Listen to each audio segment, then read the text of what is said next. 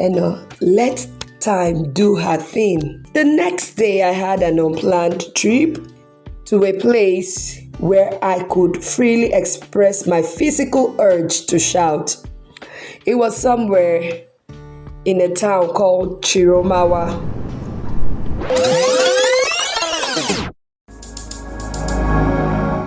Shout, don't shout.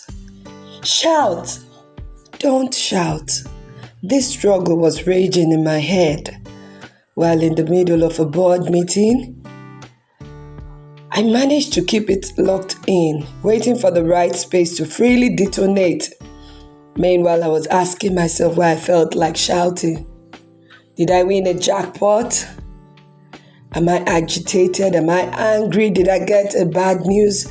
I just couldn't place my hand on it. But before I go on, let me welcome you to this episode of S.H.O.U.T with S.H.O.U.T, as I share my struggles with you with the aim of encouraging someone out there who might have gone through a similar thing or might likely go through a similar situation. Back to my struggle. Immediately the board meeting was over, I excused myself and went home. Yet the urge to shout was persistent. If I do shout, what will be my reason for such an outburst in the cool of the evening? I decided to pick my pen and paper, put down my feelings, hoping I'd get some sort of relief. I wrote, shout, but do it with these 5 pointers on your mind. The voice of Pastor Jerry Eze kept re-echoing in my head. How will you shout? So this is the way I shouted that night. Pointer 1.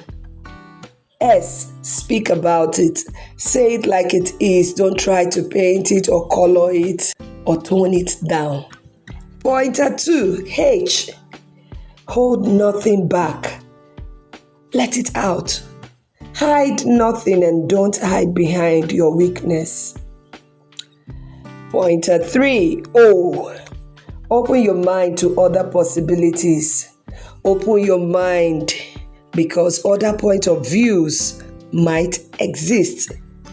So it's better to keep an open mind. Pointer 4. You understand the situation properly. Your understanding of the situation would help your decision to be more productive because you are better informed. Pointer 5. Time. Let time do her thing. Time happens to all things. In His time, He makes all things beautiful. With that 5-pointer written out, I found another way to shout that night.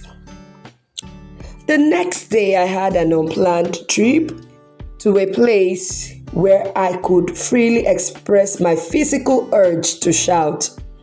It was somewhere in a town called Chiromawa. I asked my host who took me there to give me 5 minutes. I got out of the car.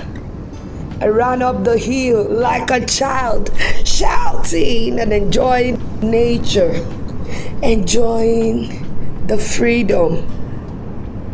My detonation was now complete, and I found a new strength to get back to work, a new strength to get back to this world.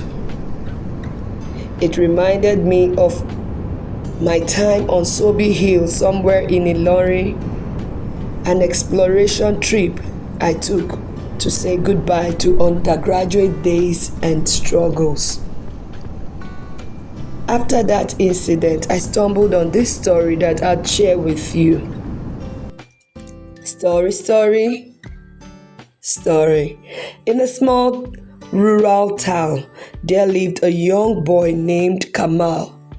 Kamal was born with a stutter, and as a result, he struggled to express himself.